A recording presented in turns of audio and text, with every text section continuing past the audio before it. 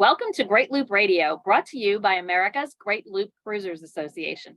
We're dedicated to sharing Great Loop information and inspiration with those actively cruising, planning for, or dreaming about a Great Loop adventure. I'm Kim Russo. I'm the director of AGLCA, and today we want to wish everyone watching and listening a very happy holiday season. And to help me do that, my guest today will be Captain Alyse Caldwell. She is with Ask Captain Chris, and we're going to just share some tips for celebrating the holidays aboard. So before I bring in Alyse, I want to take a moment to recognize and thank our Admiral sponsors who support AGLCA at the highest level. They are Curtis Stokes and Associates, Passage Maker Trawler Fest, Skipper Bob Publications, and Waterway Guide Media. As always, we encourage our listeners and viewers to support these businesses that support the Great Loop. Alyse, Merry Christmas, Happy Holidays. Thanks so much for joining me. Merry Christmas. Delighted to be here. And I love your background there. It is very festive. If the sun had gone down yet, you would see we do have Christmas lights on the boat. But in daylight, it's a little hard to see those. But we are trying to get into the Christmas spirit here. We're in Panama City Beach. And Alyse, I know you're coming to us from Vero Beach. So Florida, but getting set to feel a little bit Christmassy with the cold weather setting in. It's going to be colder than it's been in probably 50 years here in Florida for Christmas. Well, everyone here at Panama City Beach is kind of scurrying around preparing for a hard freeze. They're going to be shutting off the water to the docks. So everybody's making sure their water tanks are filled. And so lots of activity, but it will be a happy holiday season. And there's lots of loopers around. So some have left their boats and headed on home for the holidays, and some are celebrating here. So today we want to give some people some tips. And even if it's a little late for this year, maybe for some tips, people can take this and use it when they are on their loop if they're still in the planning stages. But you and Chris, Alyse, you and Chris were obviously live aboards for quite some time. So how many holiday seasons did you spend aboard? And how was that time of year as a full-time cruiser? Well, you talk about going home for the holidays. As you said, our boat was our home. It was our home with no other land base for almost 15 years. And then even before and after, we spent a lot of holidays, a lot of Christmases on our boat because it was fun, because it was a good time. There was lots of lights around. When we were back in New Orleans, we started participating in the boat parades. And then as we went to different places, we took in their different traditions, whatever was going on. So it's been quite a lot of years that we'd been aboard the boat for Christmas. And when I moved back into a dirt home, I moved some of that same traditions back with me. So we'll talk about a lot of that stuff today. Kind of direct me where you want to go, Kim. Yeah, lots to talk about. And I love, the idea of kind of adapting your dirt life traditions for the boat, and then vice versa when you go back. We're actually planning a Christmas Eve festivities. One of our buddy boats here, their tradition even at home is to go to Christmas Eve services and then go to a teppanyaki type where they grill in front of you type Asian. So we're all doing that. There's 3 or so boats that are going to do that for Christmas Eve. So I love that we're kind of adapting one of the boat's land-based traditions for Christmas. I'm laughing because that's what we're going to do this year. Is it? Yes. When we were on the boat, we didn't do that. But now that we're on land, we're going to do that. When we were on the boat, we did it was like surf and turf. I don't know why that became our thing. And it became very creative with whatever surf and turf was, wherever we were. If we were in Georgia or the Carolinas, it might be some sort of shrimp. And then other places, it would be fish. Down in the Florida Keys, it could be lobster.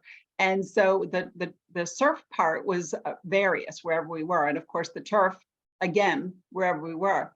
But we would do Christmas aboard. And we had a pretty good sized back deck. And so we would have others. I could sit up to 12 people, which is insane. You normally cannot sit that many people, but we could sit them. And I'm talking in chairs, not on ice chests or, upside down 3-gallon buckets or anything like that, which we've done that too. But I had my Christmas china aboard. And that might sound crazy. And for some people it is crazy. But for me, I wanted to have that part of me, which was part of my family, with me, because I couldn't always be with my family. So that was a piece of it. So from Thanksgiving, the day after Thanksgiving until January 6th, which is Little Christmas, we would have our cereal and our peanut butter and jelly sandwiches on our Christmas china. that was the way we did it. And having that surf and turf was kind of really special too, especially when we brought in whatever the local flavor was. And when you invite other loopers or cruisers, people who maybe have not ever been away from home or been on their boat for that long, for a holiday, they would be excited to think, really, we don't have to go out to a restaurant somewhere. No, we could just have fun on the back deck. Now, of course, there's loopers midnight, which is 9:00. So Right. Right. But so yeah, and I love that idea of kind of adapting the traditions to be a little bit more, apropos to where you're at. So the surf and turf is a great idea because the surf park can, of course, be different. Well, our family's tradition, I always make a big lasagna on Christmas Eve. So as I said, that's not the plan this year. I'm going to forego that. I think me trying to do that in our galley would be a little bit of a challenge from a space and number of pots configuration and all that kind of thing. But the Christmas Day tradition is usually shrimp and grits. So I think we can pretty easily tailor that one to do that aboard. So I'm excited about that. Yeah, that was always a tasty dish to have. Shrimp and grits, absolutely. And of absolutely. course, the boat next to us has children aboard, and they have learned exactly how many Christmas cookies they can fit in their little convection oven, and they make that many at a time. And it's all about adapting what brings you joy and happiness at the holidays to be able to do it on the boat. Absolutely. One of the things that I remember so well, and it was fun when it was just the adults, but when you throw the kids in, it's even more enjoyable. And that is, we would go dinghy caroling. And it started with just taking our dinghy out, Chris and I. Neither one of us can sing worth a hoot, but we would just have a good time going around to other boats and singing. And sometimes it would be at anchor, wherever we were at Christmas. This is what we did. And we would usually do a Christmas Eve. And the really funny part is that we would bribe them to listen to us.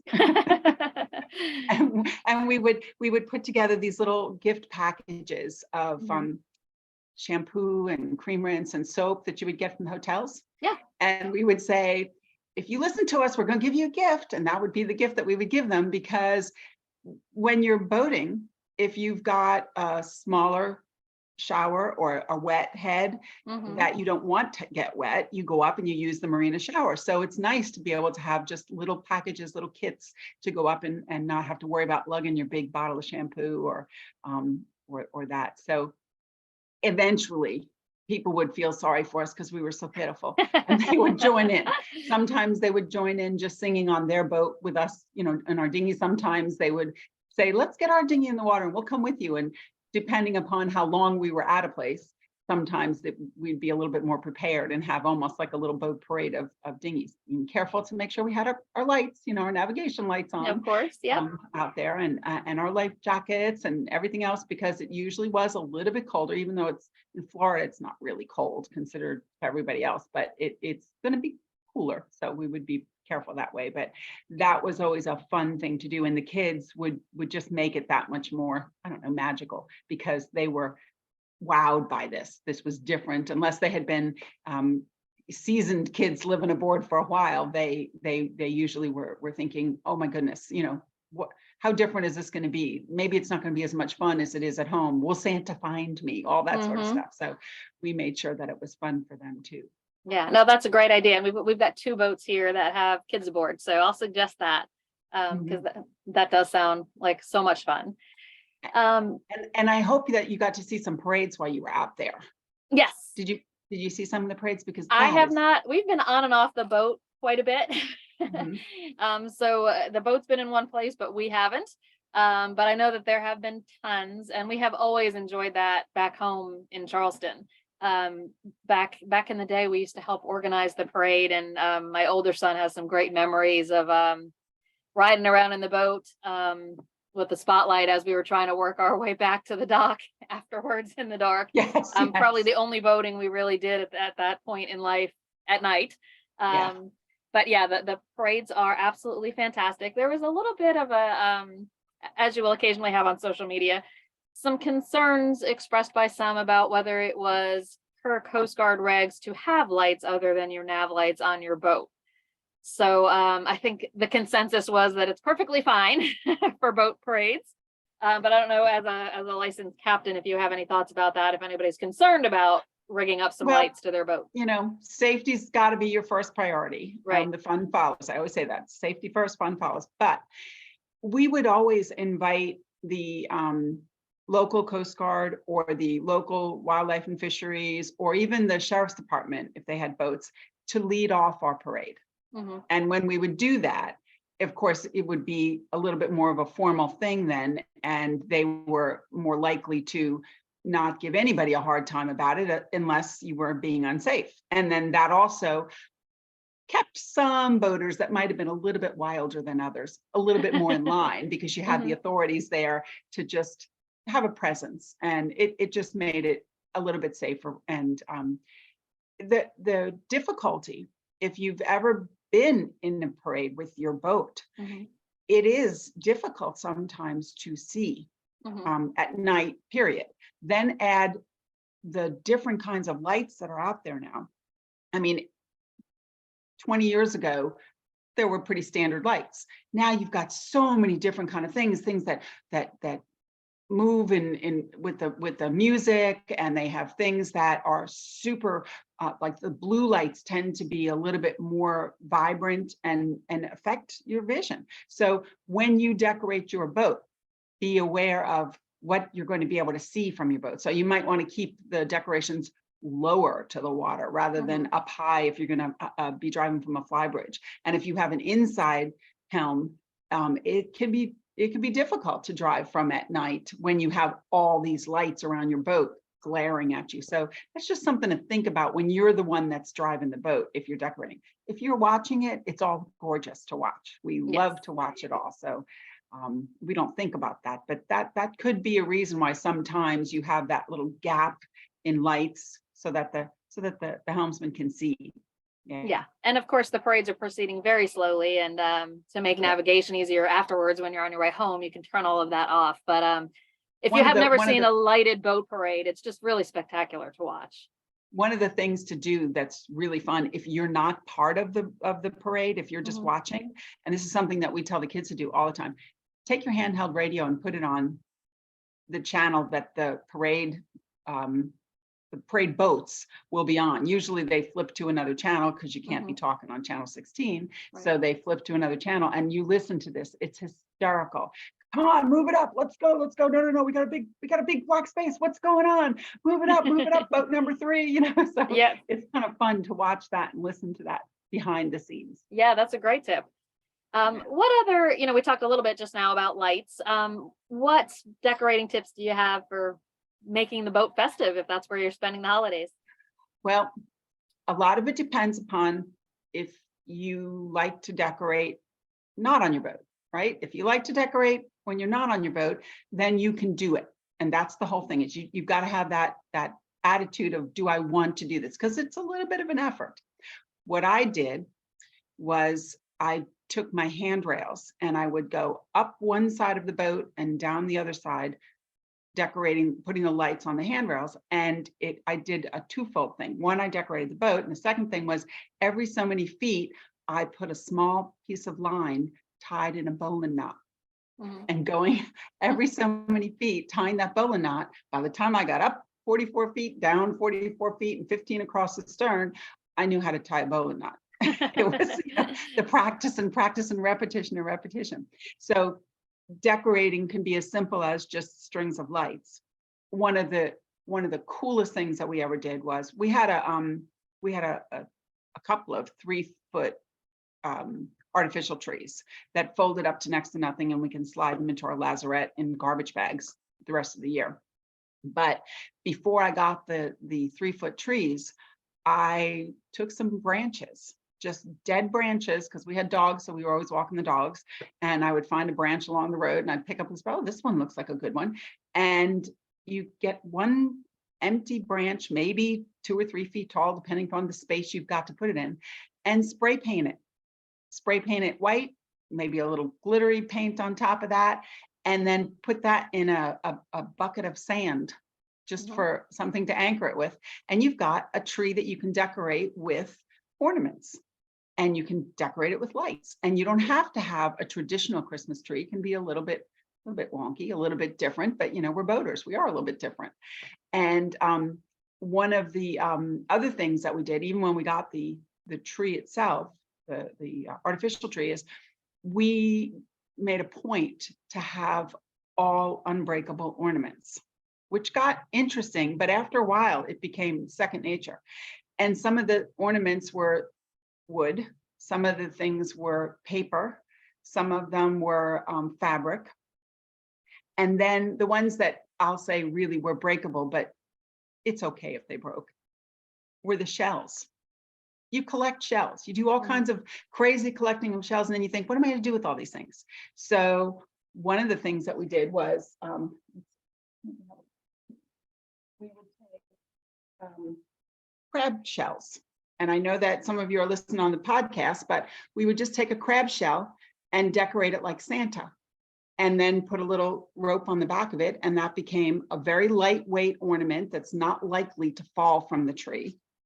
And if it did, so your crafting got damaged, but it wasn't like the end of the world, and it wasn't glass. And the likelihood is that it really wasn't going to break because it's pretty sturdy to begin with, the crab shell. The other thing that we did. That's beautiful, Alyse, and a really creative idea. Yeah. Another thing that we did was we took oyster shells, and you see that on the video, if you're watching it on video, you see the backs of the oyster shells, and some of them are a little bit strange looking, and we just painted them to look like Santa faces. And again, if they fall, and a few of them have little chips on them already from a few times that they did fall, but it's no big deal that happened. My parents were so excited for us. My mother always wanted to live on a boat full time, and they ended up, towards the end of their lives, they ended up living on the boat in the summertime. So at least I got part of it. But she would get me these Santa Clauses that were just stuffed, very simple, and not at all, nothing on them could break. I mean, they don't even have a porcelain face or anything on them. But I have at least 10 of these Santa Clauses now that I have up on my fireplace in my house, because I had them all over my boat, tucked in little places. And you have to realize I come from a family where my mom decorated the bathroom for Christmas. She decorated for everything. So I get a little bit of this, honestly. But then there's other things that we got as gifts that I think were fabulous. A very good friend of ours who we met while we were cruising found silver dollars, and she took them and put her boat name and the year on the back of it. And that has been something that I treasure and have kept with us for all those years. This one has 2000 on the back of it. Another couple did a sailboat. They just took a little paper and folded it into a sailboat and wrote the name of their boat on the inside of the paper. So that was a great little ornament for everybody to get. And when they were on the dock with a bunch of people, they would just make these ornaments real quick and hand them out to people, put a little hole punch in them. I mean, talk about everything you ever needed to learn in life, you learned in kindergarten, right? But it was really a lot of fun just decorating creatively so that you didn't have to worry, oh God, the tree just fell over, everything's going to be broken. No, it's not, because it's all super simple, easy, non-breakable things. And then when you're traveling and you share some of these ideas with other boaters, they take some of those ideas with them too. And this is, you might recognize them if you're a diver, but sea urchins are round and they come in a variety of shapes. And in this case, we just took sea urchins and hot glued them together in the shape of a snowman.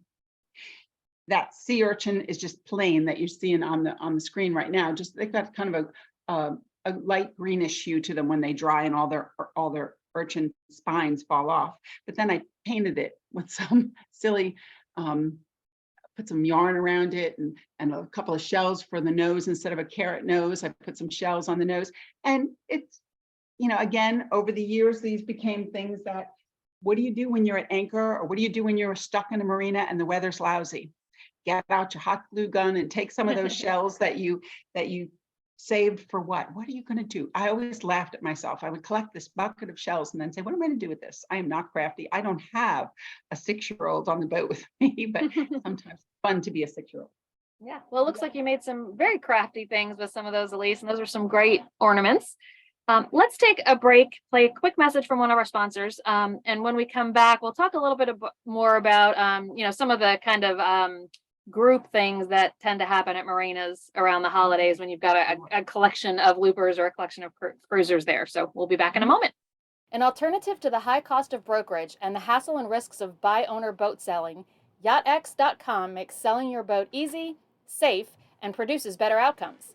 Licensed and bonded, YachtX combines the comfort of professional advisors with the reach of multi-platform marketing and the convenience of web transaction management and escrow, so your experience is second to none.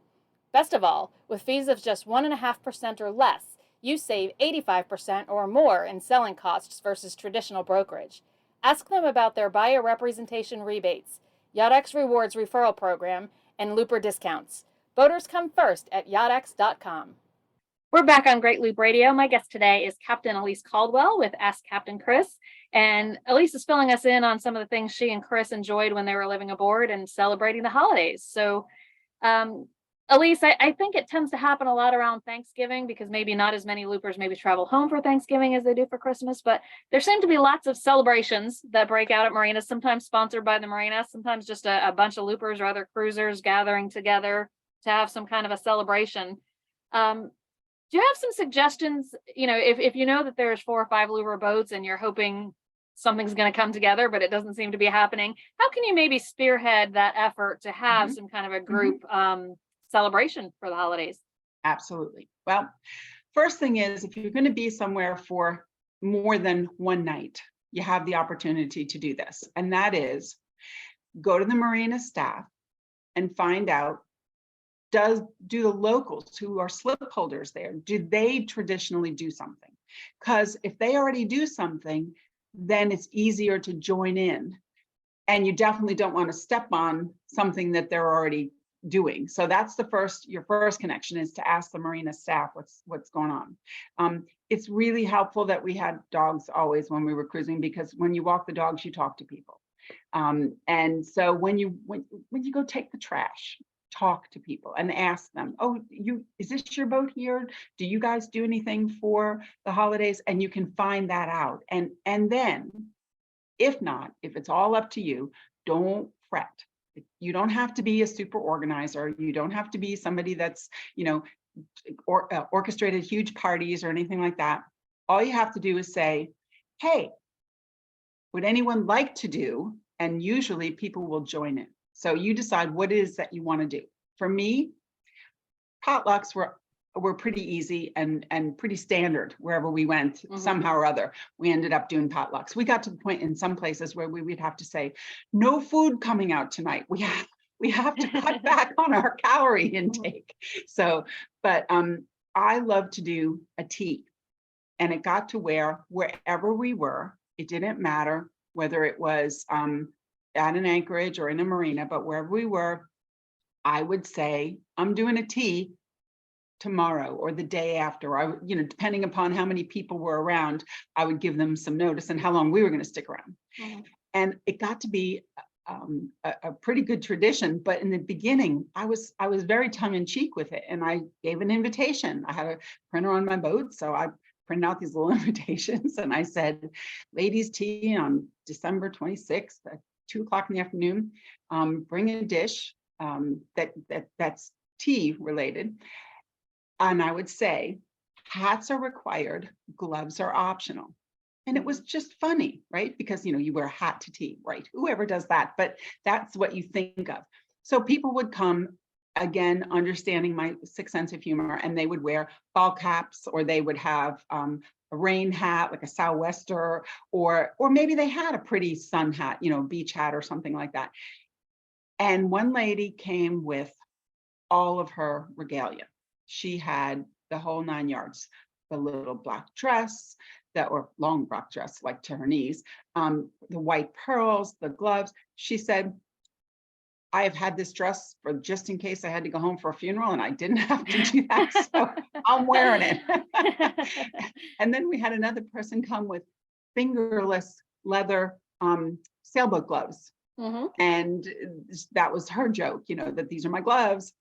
But it got to where if I was at the same place a second year, the guys would say, why can't I come? It's like, because you can't, because you guys always have your talks that you guys do together, about your engine rooms and everything else. So we're going to have our latest tea, because the food was amazing, what people would do with the things that they would put together. But it doesn't have to be fancy. It doesn't have to be elaborate. It can be just a potluck, or it could be a theme. We love to do, like I said, that surf and turf, but it could also be wherever you are. What, if you're in the Keys, if you're up in Charleston, whatever the area traditional food is, you can ask people to do themes like that. But it's not hard at all. I just would recommend that you first go to the marina staff and say, is there anything that's done? If you came to the Vero Beach City Marina, you would find out, if you came for Thanksgiving, you would find out that the Clods here in town put together a big Thanksgiving gathering at the, there's a little meeting hall that's very easy walking distance to the Vero Beach City Marina, where there's also a mooring field. And the boaters are asked to bring a dish to share. It doesn't have to be anything in particular. And one year we were staying behind a friend's house, so we had access to a car and freezers and all kinds of stuff. So we got tons of ice cream, because lots of people brought apple pie or pumpkin pie, but ice cream is something that you just can't seem to hold on to on a boat very easily. Our freezers on the boats aren't that good. So every time we would do something, it would be a little different spin to it, different people coming. So different food would show up. I think that if you just ask, that's the hardest thing for some people to do. But Chris says to me all the time, if you never ask, you never get told yes. So if you ask people, would you like to get together? Most people will say, oh, I've been waiting for somebody to say yes, because we didn't know what to do for Christmas or for New Year's or anything along those holidays. Yeah. And Alyse, when you're talking about the celebration for Thanksgiving at Vero Beach, you mentioned Clods, and I'm not sure if everybody, particular newer people, may not know what that is. So go ahead and fill us in. Clods, CLOD, cruisers living on dirt, because Vero Beach tends to be called Velcro Beach. It's a great place to end up when you stop cruising.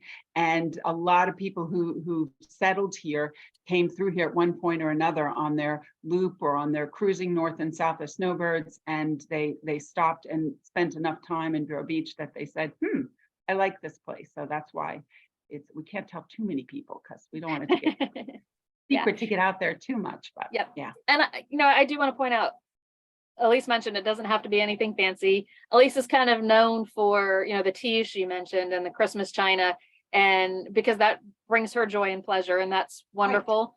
Right. Here on the Perch, we can't seat 12 for dinner. We're lucky we can see the two of us for dinner. And I do not have my Christmas china aboard. So I don't want anybody, it's fun when you have an Alyse who can kind of do all that, the Martha Stewart of the boating world.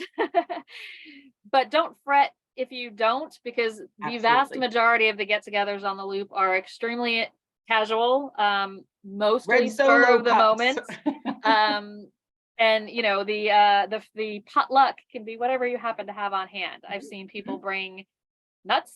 I've seen people bring, appetizers they just baked and everything in between. And quite honestly, nobody cares. Exactly. So don't feel like, oh my gosh, I don't have my Christmas china and I can't fit enough people on my boat. Granted, it's going to be very cold this weekend, but in general, the gatherings, the happenings are out on the dock, informal, maybe sitting on a cooler, maybe sitting on a bucket. Most of us have some kind of a folding chair that we'll just kind of bring around, and don't let not having access to kind of the finer things stop you from trying to plan a get together, because I can 100% tell you nobody cares. It is very fun when you have an opportunity, and that's why Alyse had people coming out in their little black dress with their pearls, is because you don't get that opportunity to dress up that often, and it's fun too some of the time. But and as Alyse mentioned, Clods, those are where you tend to have a lot of parties at marinas, because there are people who used to cruise and are now living on dirt that miss that lifestyle. Right. So it can be great fun. Talk a little, Alyse, you mentioned kind of some of the ornaments that you got as gifts. And Mhm. you mentioned some of the shampoos and things that you gave as little gifts to bribe people to listen to your caroling. But any other kind of, special gifts, things that you liked to give when you were living aboard? Well, because we like to receive these things, they would then be things that we would give to other cruisers too. And Mhm. that is what we call consumables. We loved it when our family finally got it, that we don't have that much room to bring tchotchke things on the boat, to have wall hanging things or things that could fall over and break. So when our family got it and they started sending us things like soup mixes, and like they go to a flea market fair and have all these gourmet things, dips and things that you can mix together. That was great.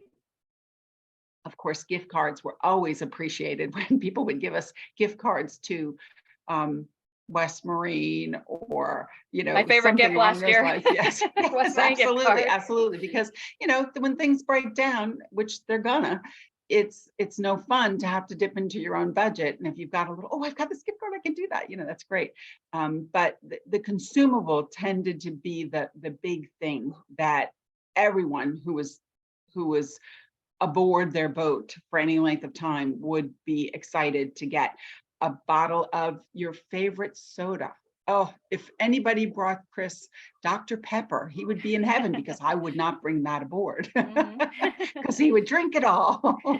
And some people think, well, wine is what you got to bring. No, like I said, Dr. Pepper would really excite him. Mhm. Sometimes it would be a jar of olives, some special kind of olives, or a special kind of spread that you could just put on crackers to make an easy dip. And particularly if it was a jar of something that didn't need to be refrigerated, that was even better, because then you didn't need to refrigerate it until you opened it. And most of the time you get something in a small enough container, then the thing that was just amazing.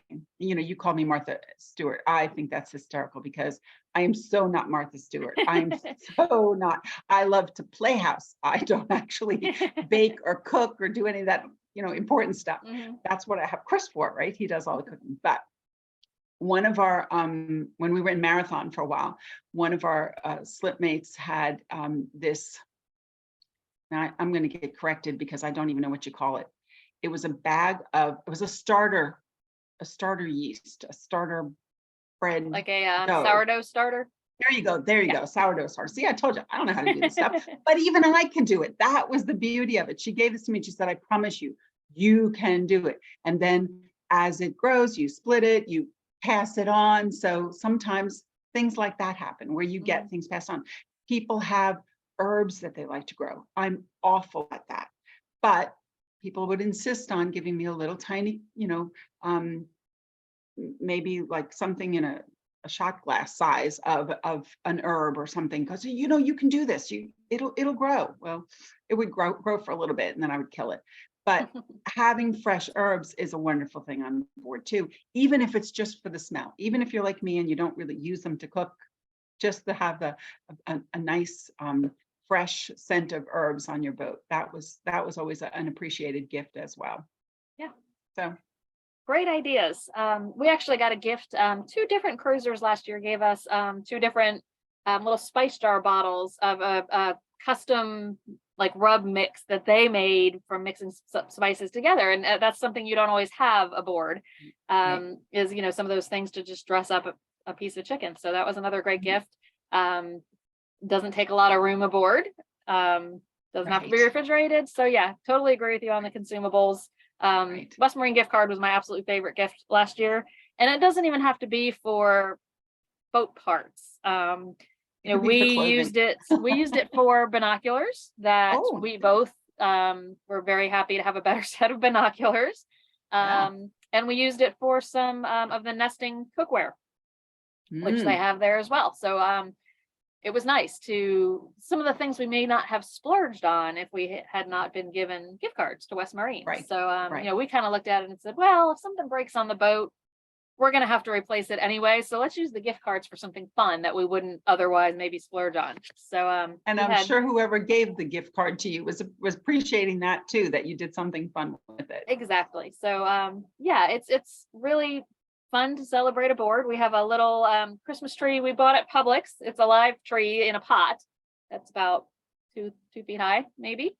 Nice. Now, figuring out what to do with it after Christmas is going to be a challenge because we have nowhere to plant it. It's, it's alive in a pot, could be planted in the ground somewhere. But we'll figure that out. But for now, it's sitting in our cockpit on a little table out there because there's no really good place to put it inside. But it just makes it a little festive. We've got the lights and really looking forward to celebrating the rest of the holiday season aboard. Any final thoughts, Alyse? Any final tips about celebrations? I guess just like everything else with boating, be flexible, be open. Maybe that's the time to try something a little new. We do tend to get fixed in our ways. We like to eat certain things. We like to do certain traditions, but maybe be open to some of the things. That was where the caroling came from. That was not my idea because, like I said, I don't sing. But being open to it, and just the fact that you're on the loop, you've got a little bit more of an open mindset than the average person. You're doing some out there things. You're having an adventure that's different than so many people could ever even dream of. Or they dream of it, but they are always afraid to take that last step and actually do it. So you're doing it. So you already have that ability to be a little bit more open to it and think about, I say this so often, this is pleasure boating. You're supposed to be having fun. It's supposed to be a good time. And if it's not, what are you doing? How can you step back and think? But we were in Stewart, Florida, in Manatee Pocket, our very first Christmas that far away from New Orleans, which was home for us. And we found out that there was going to be a fire department and an ice company working together to create a winter wonderland in the Winn-Dixie parking lot for the kids. And they had the Santa Claus parade, and they were shooting this artificial snow across the parking lot and kids could make snowmen and all that sort of stuff. And it was like really Florida weather. It was 80 degrees and we were all in shorts, and it was just a blast to see that. We've also been up in Jacksonville, unfortunately, on the hard, living on our boat when the freeze came through and having to climb up and down the ladders. But that was when we got together with the locals, and there was a luminaria where they do paper bags with the candles in them and line the streets with them. It was beautiful. It was a tradition that I had never seen before. You might have that up in Charleston, but I'd never seen it before. And it was spectacular to do something a little different, to see something that was unique to that area, and be welcomed because we asked around, be welcomed by the locals to participate in it as well. It was really an otherwise awful thing to have to be on the hard because you have blisters that you're repairing, and it's longer than you expected because everything on boating is longer than you expected. Right. And then we still had ourselves a really lovely time doing a potluck with the people at the marina. Yeah, so absolutely. Just embrace those traditions that are available to you as something different. We left Charleston on the boat last November and stayed stationary for 3 months in Fort Myers. So we really didn't start the loop until February. But we went home for Christmas because that was important to me. I couldn't imagine not being home in Charleston for Christmas. This year, as we're recording this, it's December 21st, and you can see I'm on the boat. Made a visit home. 2 of my 3 children will make it here off and on over the course of the holidays. But a year later, I'm more willing to accept that Christmas can be Christmas even if I'm not there. And like I said, embrace other people's traditions, embrace the local traditions. It's going to be a great Christmas. I'm super excited. And Alyse, thank you for being with us and joining us in celebrating the holiday season. I really appreciate the tips and the ideas from someone who been there, done that for many years, you and Chris aboard. So thanks for sharing all those details with us. My pleasure. My pleasure. Merry Christmas and enjoy your time on the boat. I'm envious. Well, thank you. Merry Christmas to you too. We'll look forward to seeing you and Chris at Looperpalooza in January. More weeks. Yes. So again, thanks. And thanks to everyone who has watched and listened this week. We will be taking a break next week, but we'll be back in January with another episode of Great Loop Radio. Until then, safe cruising.